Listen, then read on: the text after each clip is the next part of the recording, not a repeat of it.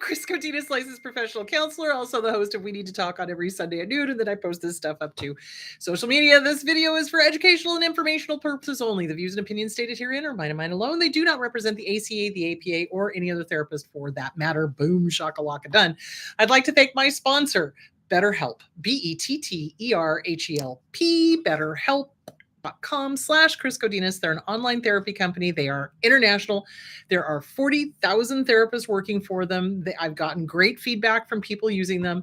They like their therapist. It's all good. So thank you, BetterHelp.com/Chris Codinas. Okay. Hi, everybody.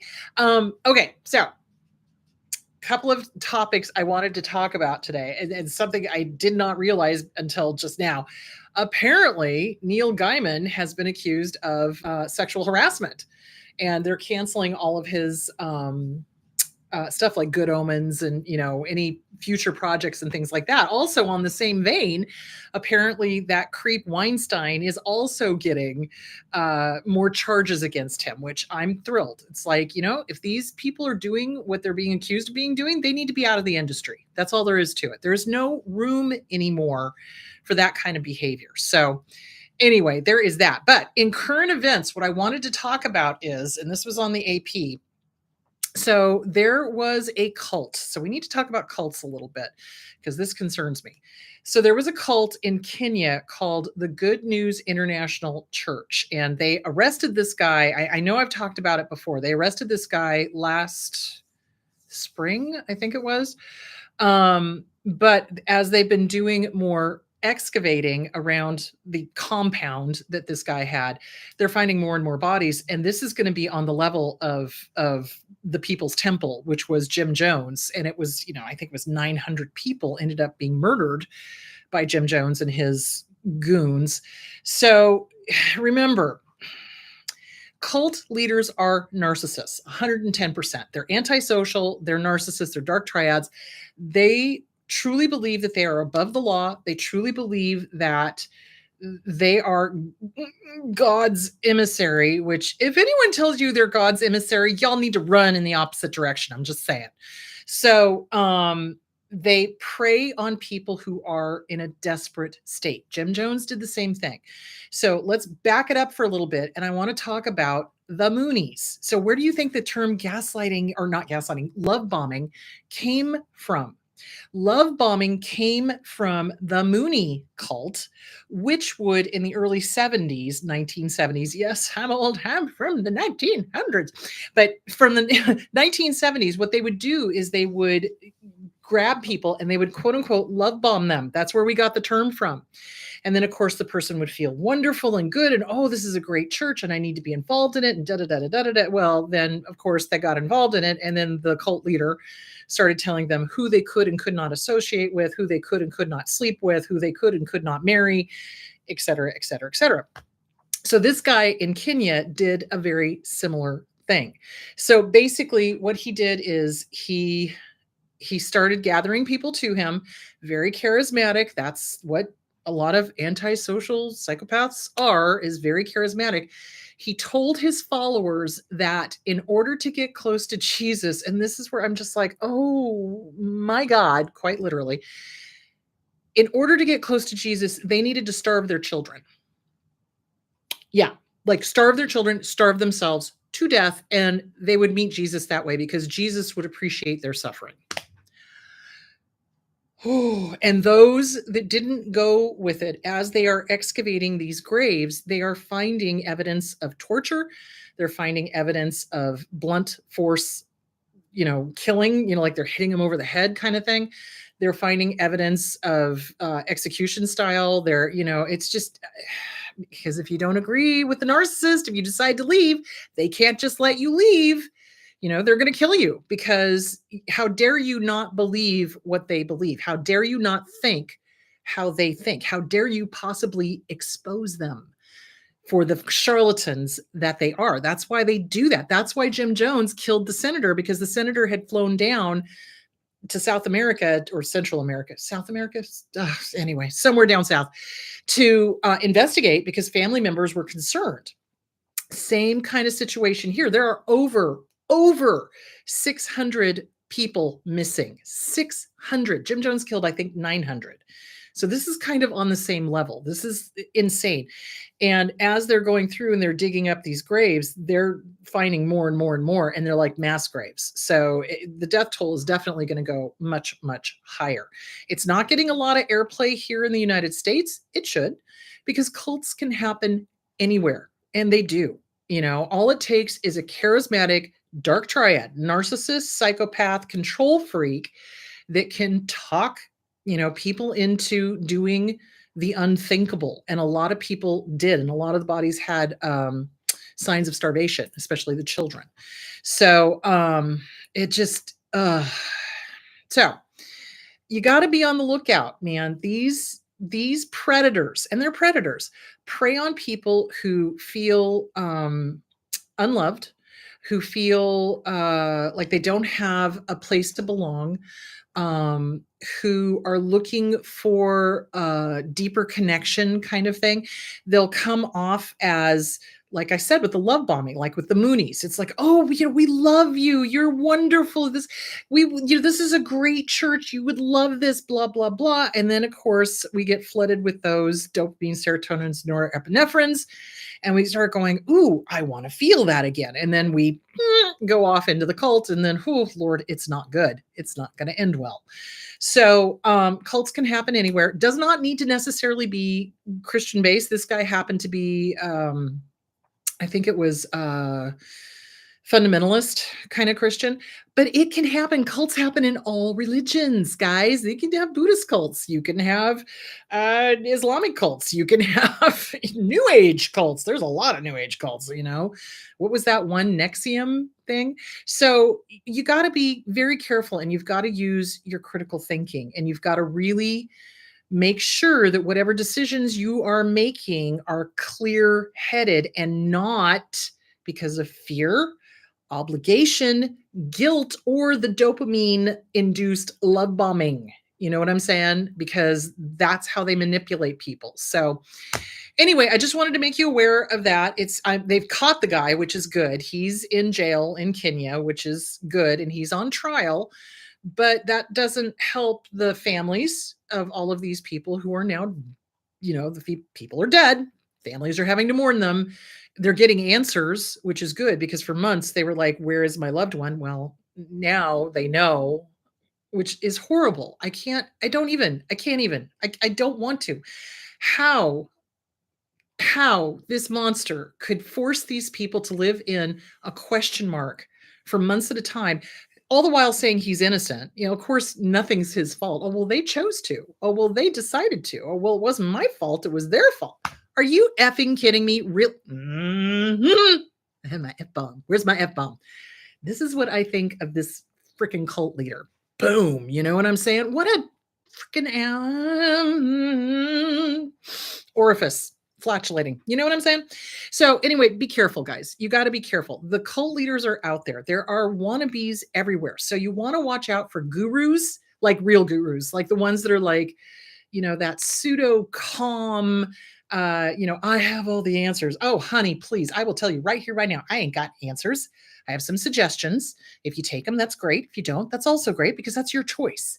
So, but the cult leaders, the gurus, are like the make wrong machines, but they do it very covertly, and they do it very subtly, and they play on your inner child, which leads us into this topic today: triggers and inner children. So I wanted to talk about this because some of my clients have been struggling recently with when they get hit. Good Lord, my hair is doing the Watusi. When they get hit with triggers, flashbacks. Let's talk about that. They find themselves being incredibly impulsive and making decisions that ultimately are not good. So I want to talk more about PTSD flashbacks. I want to talk about the connection to the triggers, and I want to talk about how that can throw us straight into a childlike episode. Okay. So let's talk about PTSD. So what PTSD does to us yay, is that when we go through that traumatic event, we It's almost like a time capsule. It's almost like there is a part of us that absolutely gets stuck in that age range, whatever that age range is. And at this point, I'm going to remind you, go get no, not the self-esteem workbook. That is also a good one. You can go get that one too. But the Inner Child workbook by Catherine Taylor, or Regaining the Inner Child by Lucia Cappuccioni. She comes at it from different angles. I mean, there's two different angles. The Catherine Taylor one is more experiential. The Lucia Cappuccioni one is more cerebral. It's more like you write your child with your non-dominant hand. You write your adult self with your dominant hand. You have a conversation back and forth. So when we have PTSD, okay, horrible things happen. We're threatened. We are emotionally abused. We're physically abused. We witness violence. We are in a war. Something happens. Okay. So the definition of PTSD is you have to be witness to or very close to someone who has gone through a very near death kind of, could possibly have died, or very violent experience. People reported having PTSD from watching some of those Vietnam movies in the 80s, which I thought was interesting. So anytime you see something where there are people dying and getting killed and it affects you, you could possibly get PTSD. Yes. So anyway, with us, with emotional abuse, with CPTSD, okay, so complex post-traumatic stress disorder means that it happens over and over and over and over and over and over and over again, okay? So our abuser does the verbal abuse over and over and over and over again, does the physical abuse over and over and over again, does the sexual abuse over and over and over and over again. It's not one event, it's multiple events, okay? And so we can get stuck at different ages. So triggers. Okay, so this involves the amygdala. Okay, so our amygdala sits about an inch inside of each ear. The amygdala's entire job, and I'm really simplifying this, the amygdala's entire job is to keep us safe. It really is to keep us safe. So when the amygdala recognizes a threat, it lights up like a Christmas tree. Now, side note, in CAT scans, MRIs that they've done on people that have trauma, the amygdala is enlarged because it's been working so hard. Now, it can shrink down as the person feels safer and safer. And this is why you want to work on the inner child. This is why you want to work on CPTSD, From Surviving to Thriving by Pete Walker. This is why you want to be mindful. This is why you want to journal. This is why you want to meditate. This is why you want to get with a good trauma therapist and start working through this stuff so that your little amygdala is not going to just, blow out at some point, because it keeps enlarging. It gets enlarged. So a threat comes in, the amygdala lights up like a Christmas tree, tells the hippocampus, hypothalamus, oh my gosh, we're in danger. What the actual, we need to get out of here. So then these guys release cortisol. Okay. Cortisol does multiple bad things to us. Causes us to keep the weight on, causes us to get stressed out. It causes us to tense up because we're getting ready to fight, flight, run away, freeze until the predator just walks on by, does not see us, or fawn, give in so that we don't get killed. Okay. So then, we're sitting here and we're tensed up and we have nowhere to go. Nothing, nowhere. It's like there's nothing we can take it out on, right? It's like, can't really go running out of the office, right? You could, but I'm sure there would be questions. You can't freeze while you're driving. Not a good idea. You can't necessarily fight. So we tend to internalize it. And so then we get racing thoughts, pounding heart. Our breathing gets wonky. So the oxygen CO2 exchange is all off. That tells another part of our brain, oh my God, we really are seriously going to die. We need energy to get out of here. And that tells the adrenal gland that sits on top of the kidney to release everything at once. Now we're shaking like a leaf, racing thoughts, pounding heart, panting. And we generally go into either a rage attack, we just get angry, or we get, because that's part of fight, flight, freeze, or fawn, because that's kind of that's the flight or the fight response, or we go into a panic attack. Okay, now this plays into Triggers. What happens when we see or feel or hear or taste or smell a trigger? So remember, triggers are not just visual, okay? Triggers can be seeing somebody that reminds us of our abuser. Holy crap. That's terrifying. I don't know about you, but that's terrifying. So, seeing something that reminds us of when we were in danger, okay, that can be a trigger. Smelling something that reminds us of our abuser, okay, cologne, soap, mouthwash, toothpaste, um, maybe a body odor, things that remind us of the person that harmed us. Okay. So sight, smell, sound. Does somebody sound like your abuser? Or does a sound like something that happened right before you got abused? So let me try to give an example. So, okay, so my dad used to hit me, right? So John took me to a hockey game one time.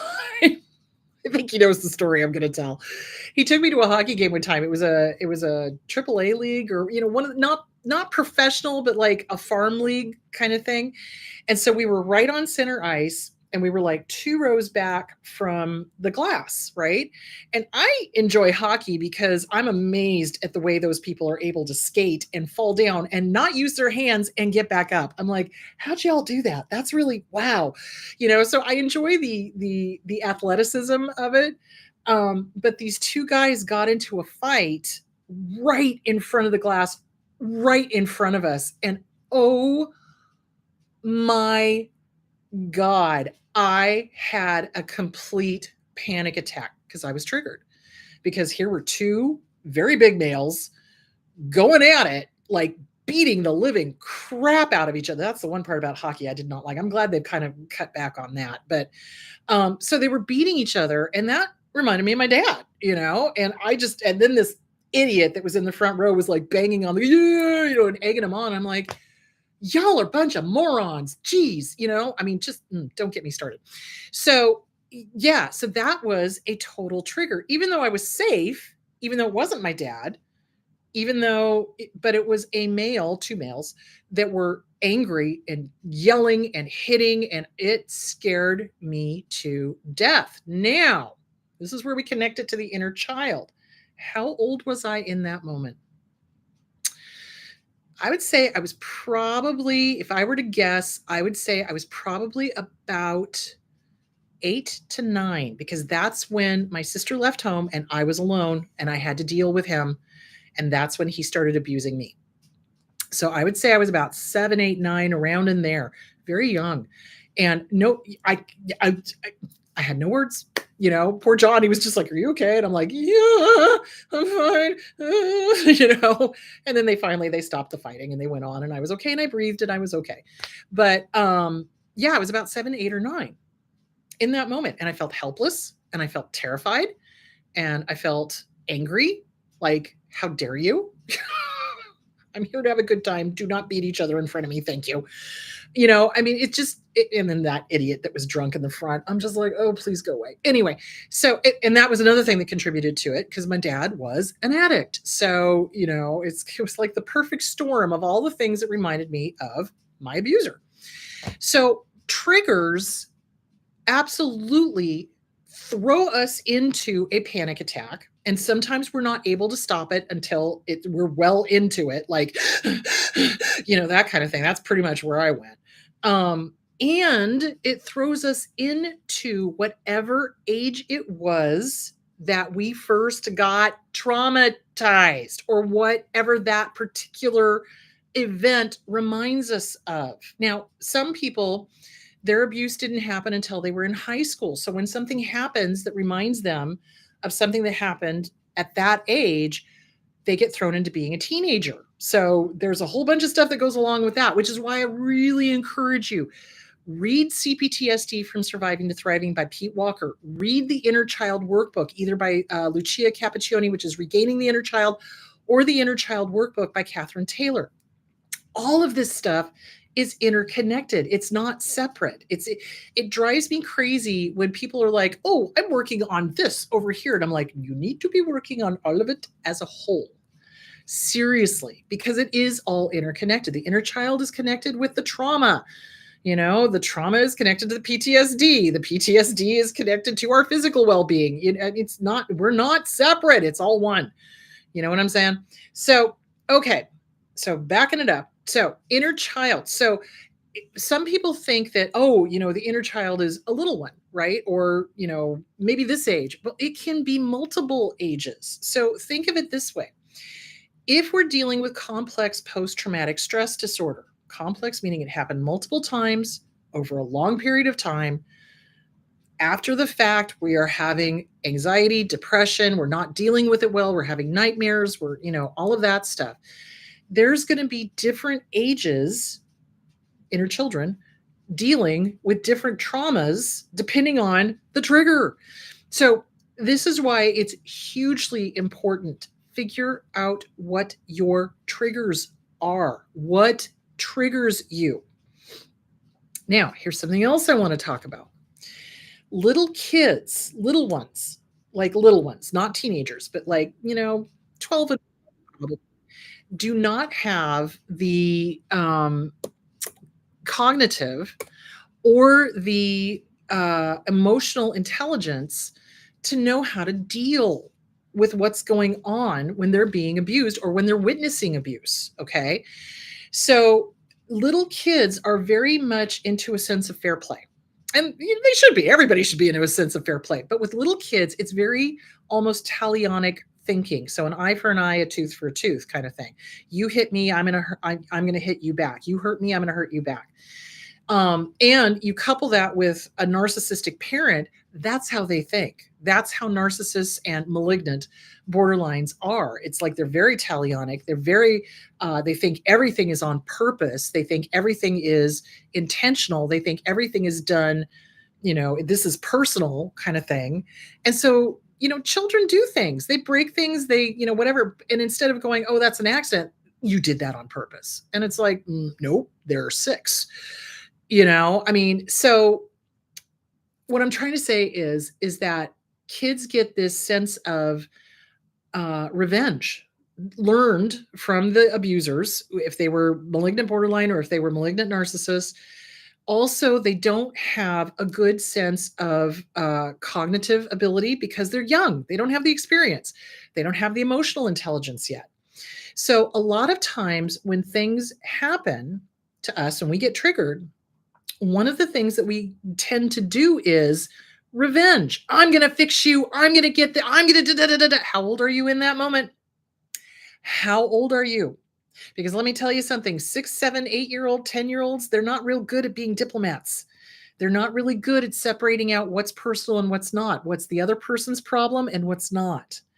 And we tend to take things very personally because kids are very egocentric. And I do not mean that in a narcissistic way.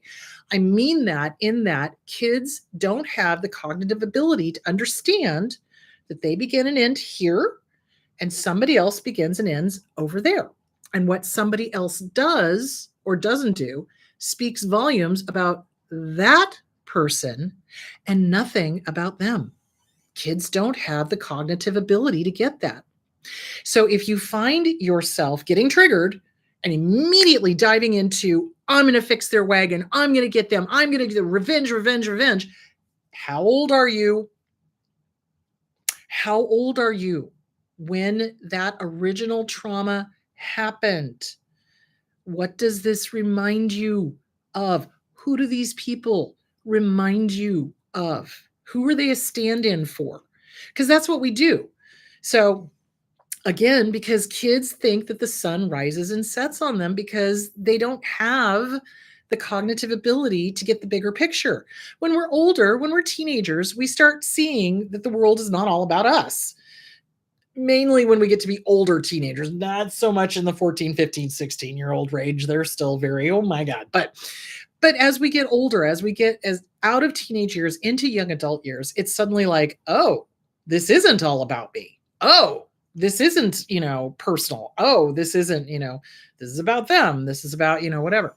So little ones don't have the ability to do that. And so we grow up, we get triggered, and that might be our go-to. is the revenge thing. Hold on, please. There is something growing, I swear, every fall in this area. I don't know what it is, but I want it dead. I do because it drives me crazy and it just messes with my voice. Anyway, hold on. Somebody was like, "Oh, you're drinking caffeine." I'm like, "No, this is water. If I drank caffeine this late in the day, oh my lord, it would not be good."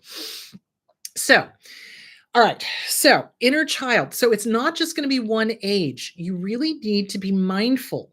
What are you thinking? What are you feeling? What is this trigger? So, you've got to identify what your triggers are. What is the trigger? So, for me, obviously, it's big guys, men, screaming and yelling and hitting each other because that freaked me right the bleep out. You know what I'm saying? So, that was one of my triggers. Okay, people who are drunk. That's another trigger because that's when my dad would do stupid things. So you got to figure out what your triggers are, okay?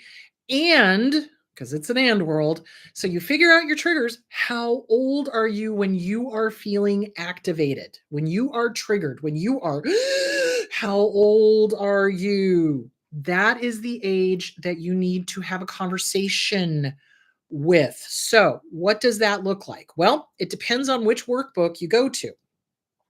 So, the Lucia Cappuccioni one would have you write your inner child with your non dominant hand, and then you respond with your dominant hand. So, you could have a conversation back and forth between the two.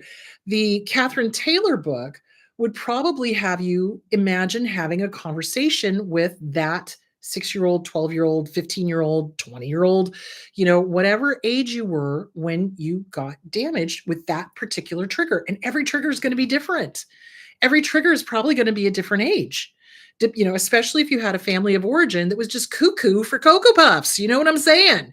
So, and if they were constantly abusive, if they were constantly neglectful or harmful or hurtful, and it was over a period of time, you're probably going to be dealing with different aged aspects of yourself.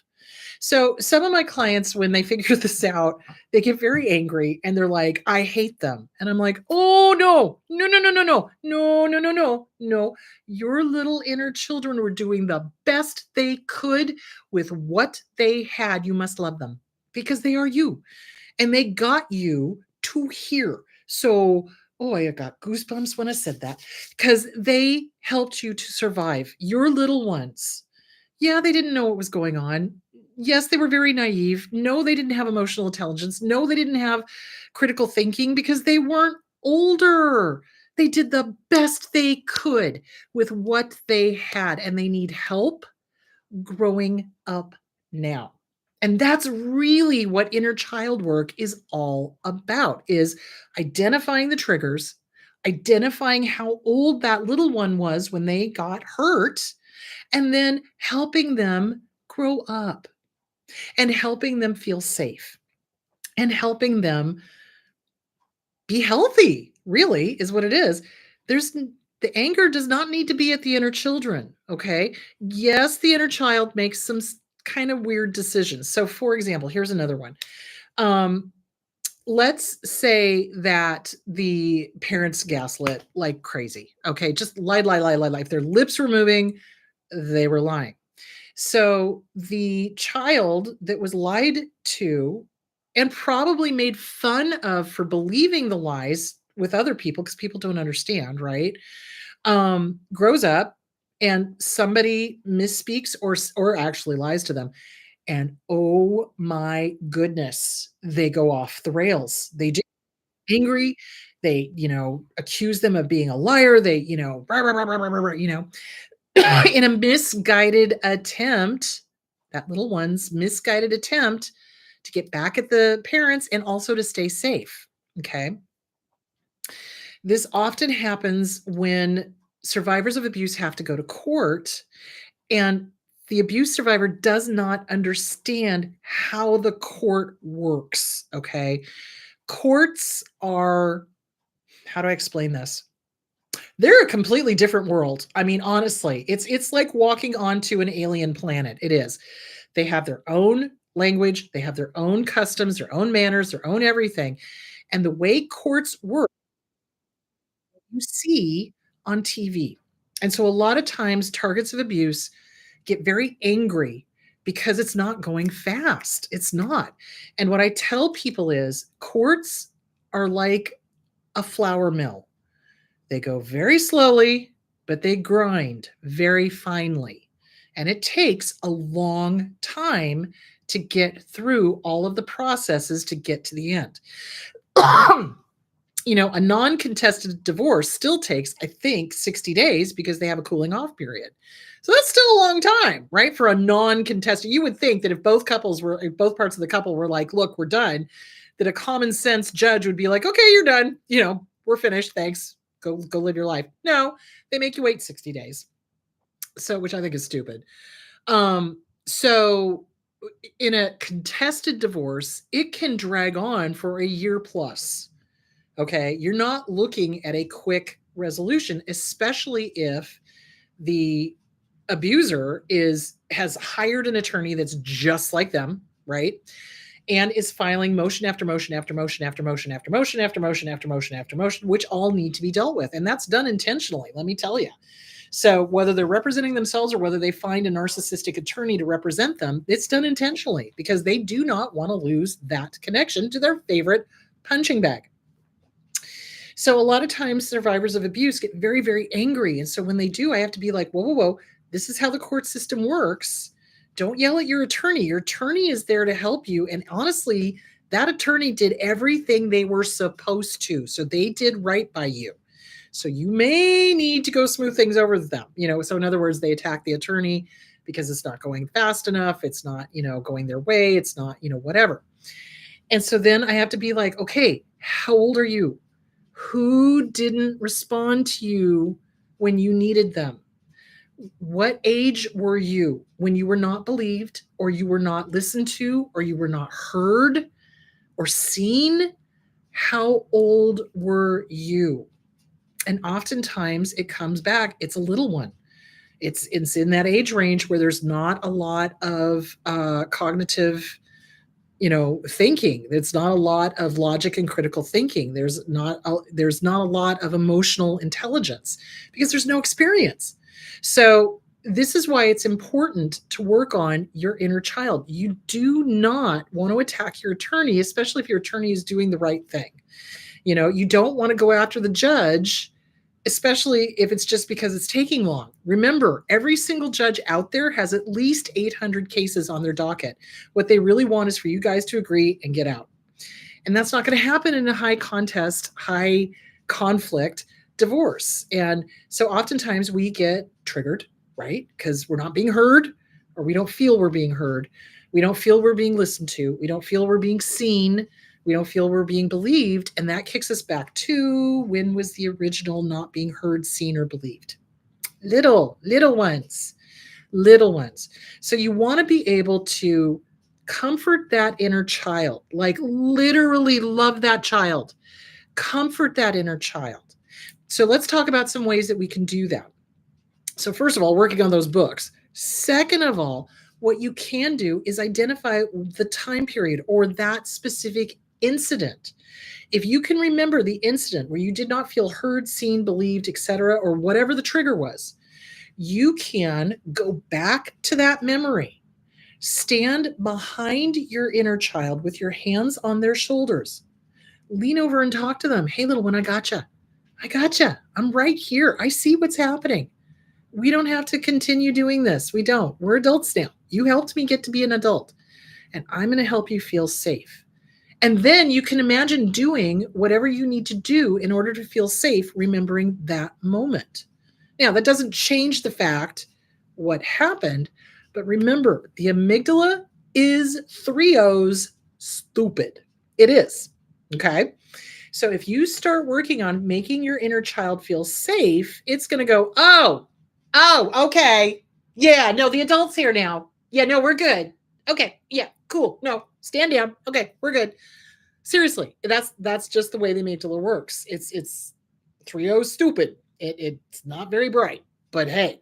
So you can do guided imagery. You can stand behind yourself. You can put your hands on your own shoulder. You can lean down, talk to your inner one, little inner child, little one, teenager, young adult, whatever, and let them know that you're right there with them. They're not alone. You've got their back. You've got them. They had you, you've got them now. So they got you through childhood. You're going to help them grow up. And this is where the mirror work comes in. So this is more, how do I explain this? So the initial mirror work is, hi, good to see you. Have a great day. I give you permission to. Okay, that stuff, right? So that's the let's get down to the layers here. So this is kind of like more intense mirror work.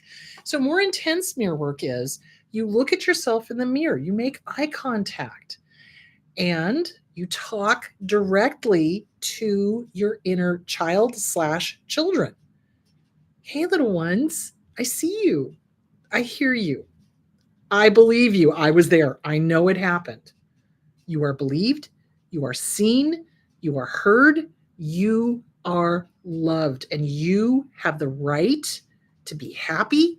And you have the right to sleep well. And you have the right to be able to speak your truth.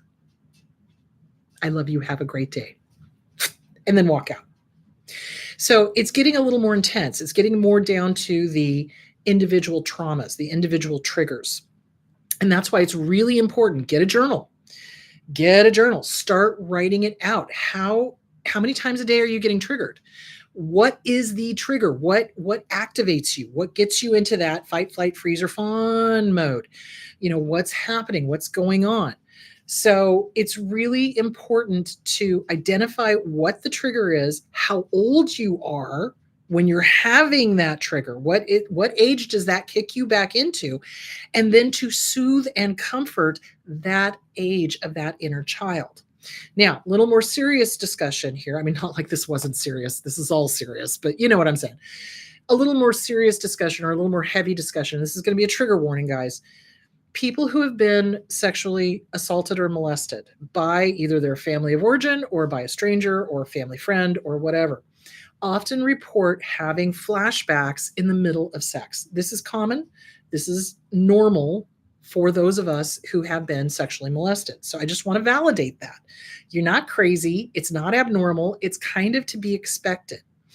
So what to do? First of all, if you are with a partner, you got to tell them. You need to let them know if they're a safe partner. If they're not a safe partner, no. But if they're a safe partner, you let them know that you have experienced an assault or a molestation, about what age you were when it happened, and that sometimes you're gonna have full-blown flashbacks in the middle of sex.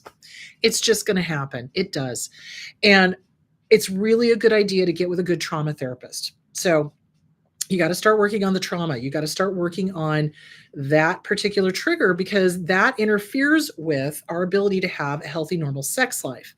So extra added benefit of having abusers in our life, it just makes me so angry that these people have managed to mess up something that is so beautiful and so healing and so wonderful. And it's like they've tried to besmirch it for eternity. And that's what the narcissist wants.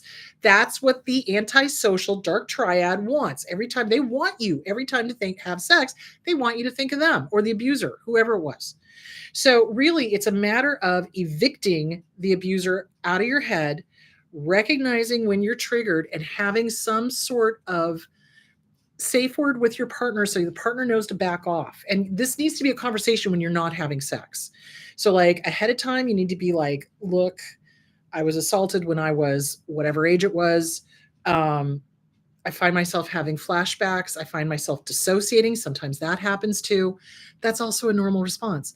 So if you can have some sort of safe word with your partner so that if you can say it, they can back off and then you can calm down, you can regulate. And then I would suggest once you've regulated, then you engage back with your partner. Don't just leave it at, okay, we've stopped, because again, the abuser still wins. So you don't want the abuser to interfere with your intimate relationship. Now, intimate does not necessarily always mean sexual. Intimate means heart, soul, connection, loving, having a great time, loving and enjoying each other's company. So once you've regulated, take a deep breath, See if your partner's good to continue. Try again. So it's going to take a while. Rome was not built in a day. It is going to take a while. So gentle with you. Work with your inner child, inner teenager, inner young adult. Get with a good trauma therapist. Write and burn letters to the abuser.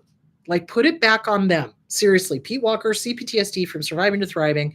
Do it. Put it back on them. How dare they? How dare they? How freaking dare they mess with your present? How dare they? They're not allowed. They're not allowed. So write and burn angry letters to them. Kick them out. Evict them. At the end of the letter, you don't get to live in my head rent-free one more second. Go to hell, or whatever it is you need to say. And then trot it out to the barbecue. Read it out loud once. Burn it. Let the words float away on the smoke. So that is that. Okay, I'm not sure how we are in time because I have my contacts in and I can't see diddly squat. Dear Lord, I've been talking way too much. Okay, so essentially, this is the connection between PTSD, inner child. Okay, this is because we get thrown into that age. So you got to start working on the Inner Child Workbook or Regaining the Inner Child by Lucia Cappuccioni, CPTSD from Surviving to Thriving by Pete Walker, Gentle with You, mirror work on a deeper level. Okay, and then guided imagery on a deeper level. You are your own savior. You are your own protector. You get to tell that kid that they're safe. And that's a blessing. It is so nice to be able to talk to your inner child and go, hey, I know what you went through. You helped me survive. I'm going to make sure you grow up and you're happy. And this also, before I shut up and I answer questions, because I'm going to have to leave, but make sure that you play. This is the one thing I've noticed is throughout the survivors is that we lose our sense of play. Like, we get this message from our idiot abusers that it's not okay to play. It's not okay to laugh. It's not okay to do frivolous things. Oh no, I have to do chores. I have to do this. I have to do that. No, playing is how kids learn. Seriously. Brief story and then I'll shut up. When I was working at the Dougie Center and the New Song Center, which is a grief clinic, 2 grief clinics for kids, what would happen is the kids would process the grief kind of cerebral in their minds. And then we take a break and oh my goodness, they'd go and play and they'd play so hard. That's how kids process. That's how they work things out. That's why sand tray therapy, play therapy is so important. I think for adults too, because we're processing through play. So allow yourself to play. It is a part of who we are. It should be a part of who we are. And it's part of self-care as well. So, okay, there we go. Also, next week, what I want to talk about, because I think this is important, I want to hit on ADHD, I want to hit on OCD, and I want to hit on executive dysfunction and analysis paralysis, because this is affecting a lot of people. So I want to talk about all of that, why it's important to get it handled, things that you can do, places to go, et cetera, to help work on that. So that's what I want to talk about. Okay, so let's dive into questions. And I've got to get my glasses because, again, I have my contacts in. I can't see anything. All right, so, doop. All right. Do narcissists tell a different version of the same story to different people? Absolutely. Absolutely. And when the others confront them with it, how do they react? Oh, they get squirrely. They'll gaslight.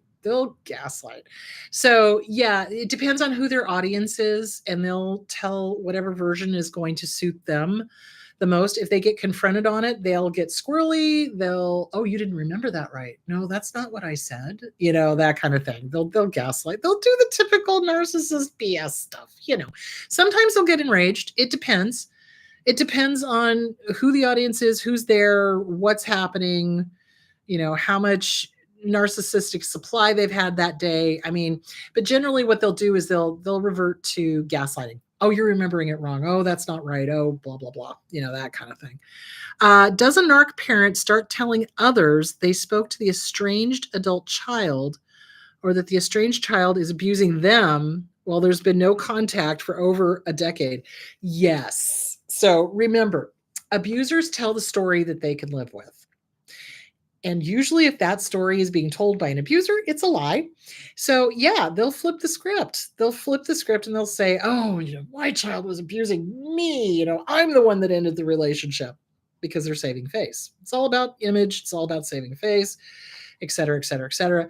Or because they're embarrassed that there's no contact, they'll tell other people that they've been in touch with the kid when they haven't. Yeah, it's because, again, it's all about image. It's all about what other people think. That's their whole thing. Um, okay, you've helped so many people, including myself. Thank you. I'm glad I could help. I just wanted to say thank you for everything you do. You are very, very welcome. I do love what I do. What is the one thing that you see that you don't forget you have CPTSD? Because I forget it. I forget I have CPTSD sometimes, so I want something to remind myself I have it, so I never forget all of my learning for trigger, inner child, etc. I hate to say it, but I do the same thing. It's like, I'm fine, everything is great, and then a trigger hits, and then I'm like, okay, I'm having a panic attack. Okay, I think we all do that to a certain extent. So I don't think that's abnormal. I think it's just that when we do have a panic attack or when we do get triggered or when we do get activated, be gentle with you. It's going to happen. It's going to happen. I mean, it I think part of it is because the healthier you get, the fewer triggers we have, which is great.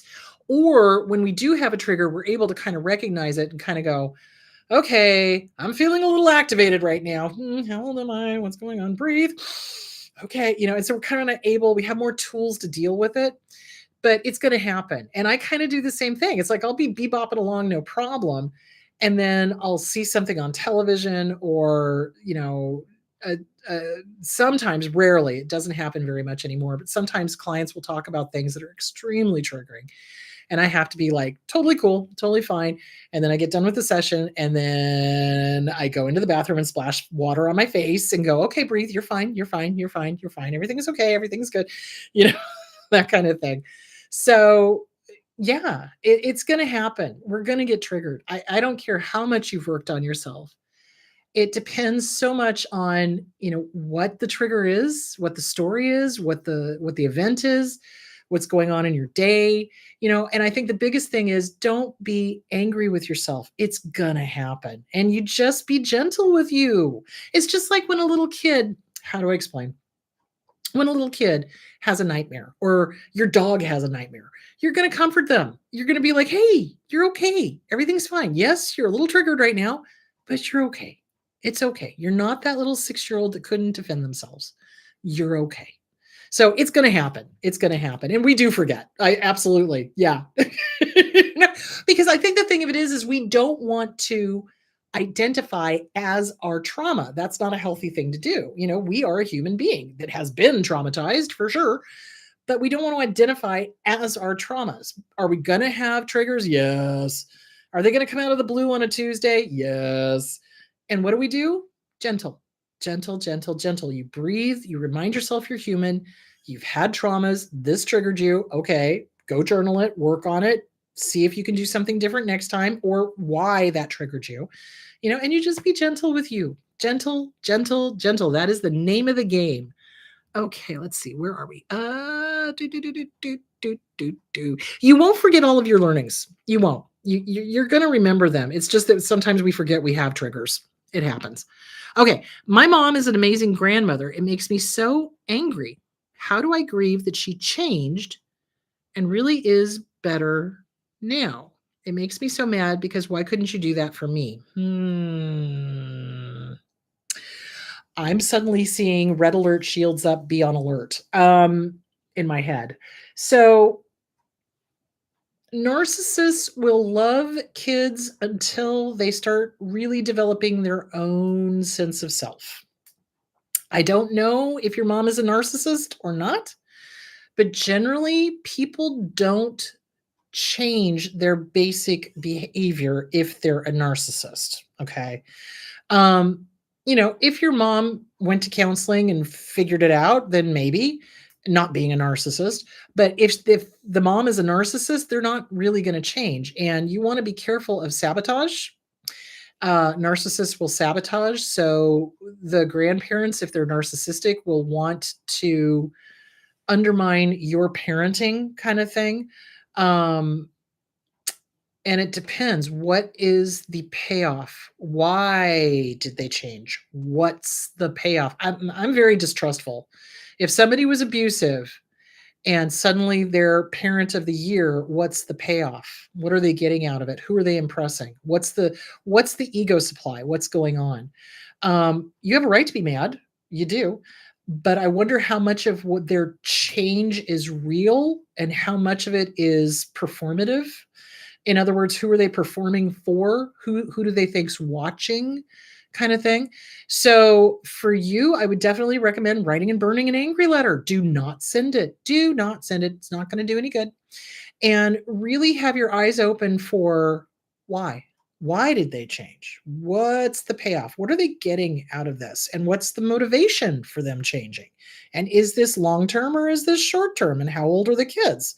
Because generally around age 4 or 5 is generally when I see narcissists start hating the kid because the kid is saying no. I mean, kids say no when they're 2, but really no. Like, no, I don't want to. No, this is wrong. No, I don't, that kind of thing. And they get their own opinions. No, I don't like milk. Or no, I don't want to eat that, or whatever.